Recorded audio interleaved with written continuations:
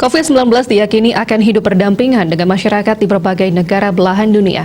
Namun sebelum kondisi itu tercapai, masyarakat harus sudah bersiap diri dalam masa transisi untuk hidup berdampingan dengan COVID-19 dan perkembangan penanganan kasus terus terkendali.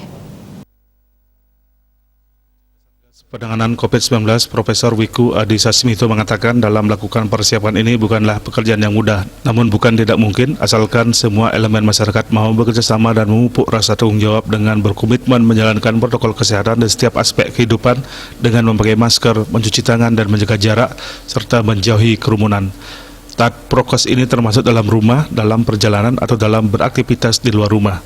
Masyarakat perlu mengetahui bahwa sistem ini adalah modal untuk tetap hidup sehat dan produktif walaupun COVID-19 masih berdampingan.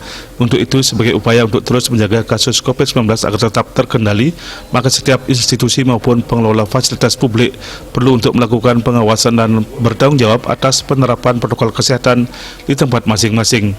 Dan satu hal penting bahwa selama virus tersebut masih berevolusi, maka masyarakat juga harus ikut berevolusi, yang artinya tindakan pencegahan seperti memakai masker dan menjaga jarak, di mana pada saat yang sama pemerintah melakukan upaya terbaik memvaksinasi orang sebanyak mungkin dan secepat mungkin.